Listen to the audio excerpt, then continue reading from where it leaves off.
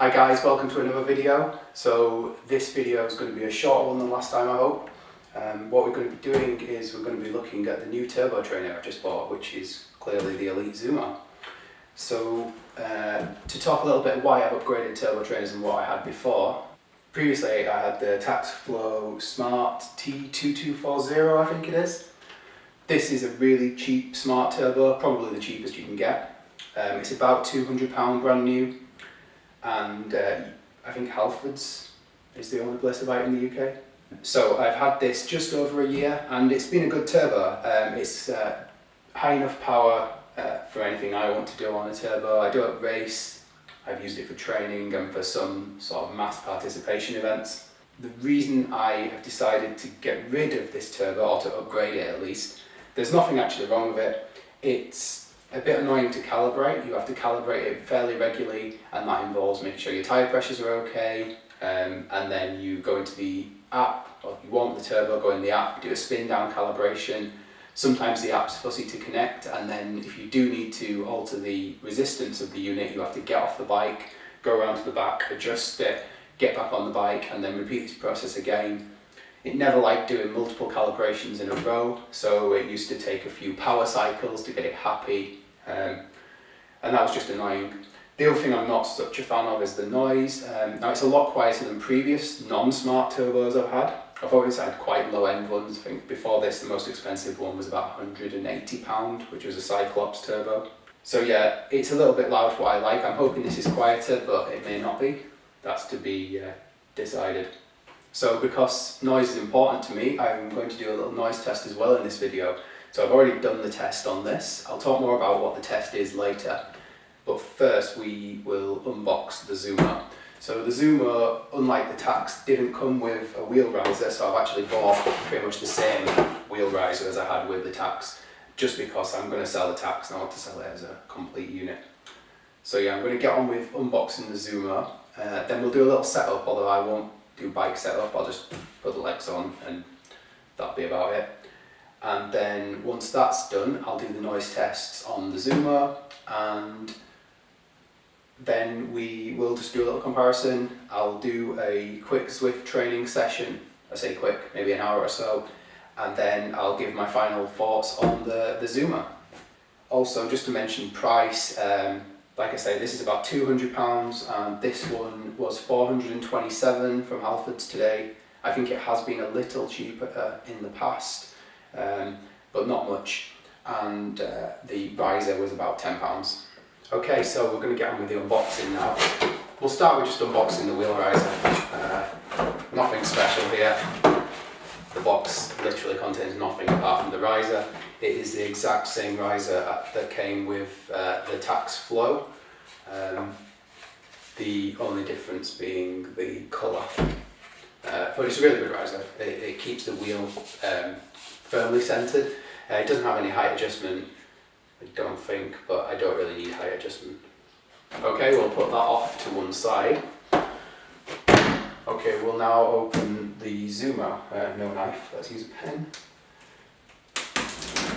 So it was sealed from Halfords. I did actually check this when I bought it because I noticed that not many places had one in stock and I didn't want one that had been on display or used. So the box is pretty basic, it's nothing exciting.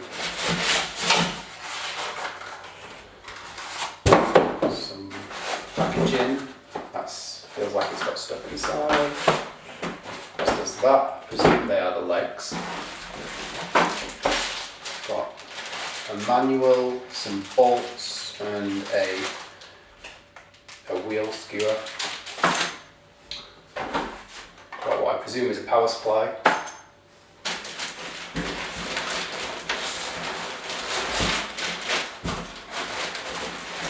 And finally, got the unit itself.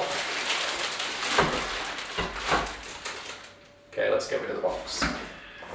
Okay, so just taking the plastic wrap off and the box away. So start with the boring stuff. You've got some adapters. You've got Australian, American and British adapters there for the power supply.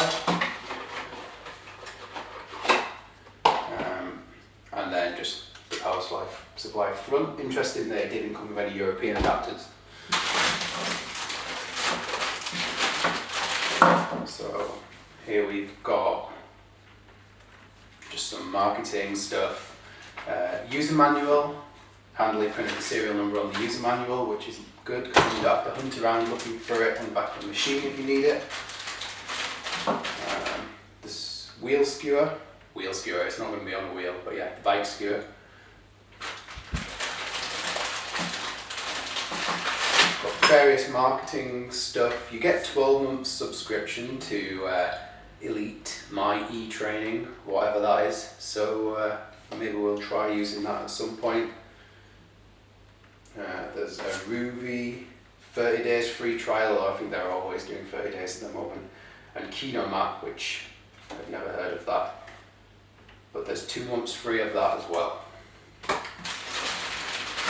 Got some adapters, so these will be for fitting quick release or through axles. And then we've got the bolts to fit the legs and the tools that you need to do that as well. Okay, and then in these boxes, this one has one leg.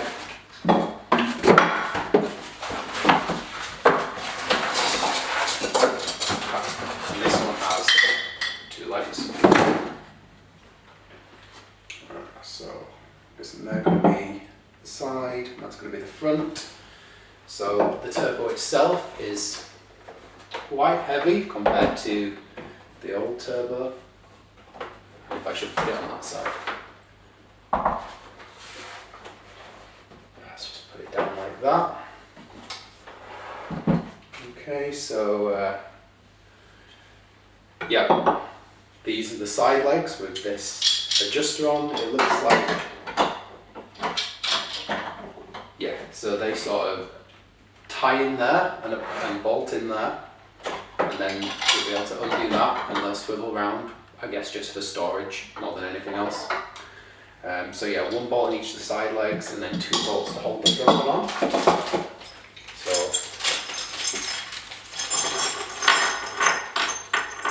go ahead and do that now. All these bolts are the same, I believe, although you get 2 different Allen keys, one of which doesn't fit these bolts, so I presume that's going to be something to do with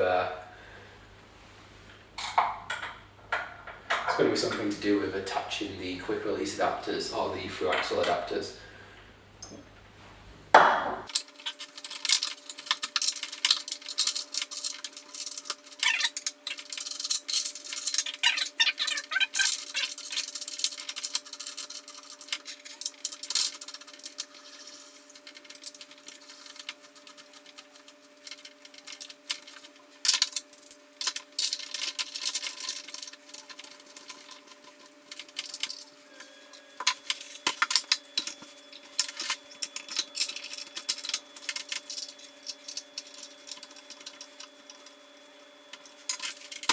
That's really stable now.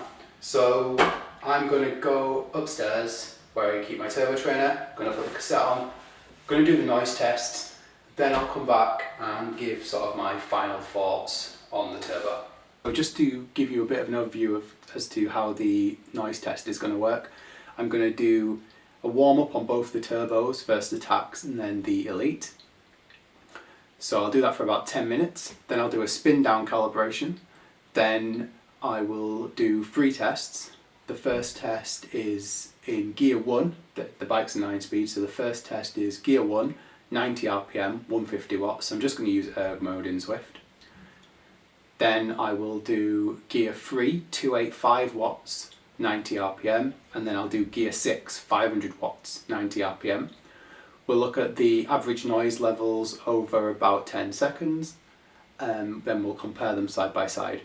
So I'll just overlay on the screen now the calibration of the Tacx. Couldn't quite get it central just because I kind of got bored of trying to calibrate it. As said earlier, it's a bit of a pain. And the Zumo, there's nothing really to talk about with calibration. I'll put that on the screen now. It just gives you an offset, but it seems to deal with it itself as far as I can tell. Okay, so we're going to go into the calibrations now.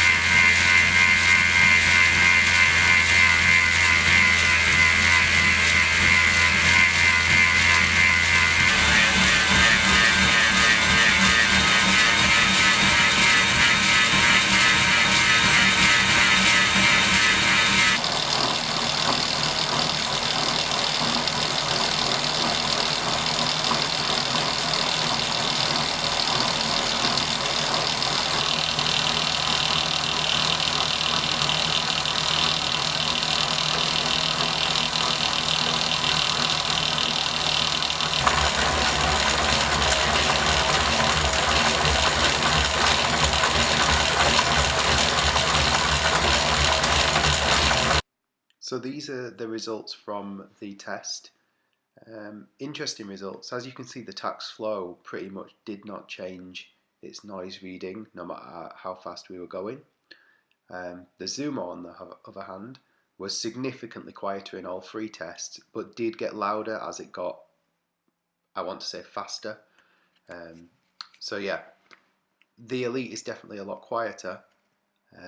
It'd be interesting to see at much higher powers what the noise output would be like, but that doesn't seem as important as you don't do higher power outputs for long durations. One thing to note about the Elite is most of the power seems to come from the drivetrain. This is maybe something I can make quieter by cleaning it better and lubricating it better. It's a turbo bike, so it doesn't get much love. So I guess it makes sense in that regard that it gets louder the faster you're going, and maybe the Flow was suffering from the same noise from the drivetrain, but you just couldn't hear it because the turbo itself or the tyre noise was so loud. Okay, so just to sum up, I've just done a quick ride, about an hour on the turbo. Some comparisons are, I was expecting it to feel harder compared to a wheel-on turbo, just from what I've read on the internet and what people have told me. It actually felt easier at low power outputs, but then as you put out higher power, I didn't go that high, but at higher power outputs it felt harder. I guess that's just the way it feels. So looking at the reasons as to why I felt the need to upgrade, I wanted something that didn't require lots of calibration. Only time will tell whether this will require lots of calibration or not, so I can't talk about that at the moment. And the other thing was noise, and I'm really happy with the noise levels from this machine. It seems like all the noise is coming from the drivetrain, the turbo's making very little noise itself, and I watch a lot of TV while I'm on the turbo, and for example I usually have my TV volume cranked up pretty loud to be able to hear it, but instead today I could have it way down. I normally have it on about volume 50, which is about half the volume level of the TV I'm using, and today I had it down at volume 20 and I could still hear it, so it was really nice. One of the advantages of the quiet turbo is I use it upstairs and I don't want to annoy the neighbours, so now I can use the turbo sort of really late at night or really early in the morning if I just want to get a quick session in, so that's really good. The only thing that I somewhat dislike, although it's probably just because it's more accurate to real life, is when using erg mode in Zwift, the Tacx used to track the power that I was aiming for pretty smoothly, and this one doesn't. It fluctuates quite a bit, and I'm told from reading the internet about this issue today that that's just because some manufacturers like Tacx and Wahoo apply a smoothing algorithm to their power output, so it gives the rider the impression that they're doing a really smooth power output, whereas on these turbo trainers they don't have that, I don't think, so the power output is just whatever it is. So you're getting a more accurate power output. I've got it turned on Zwift's 3-second moving average for power, so it doesn't spike as much as it would if I was using instant power, but it still just isn't as satisfying to follow a training plan and to have sort of a really nice smooth power that you're maintaining. So yeah, that's a criticism. Yeah, So that's about it. So thanks for watching. If you've got any questions, let me know. Might do another video in a month or so when I've had a chance to use this turbo a little bit more.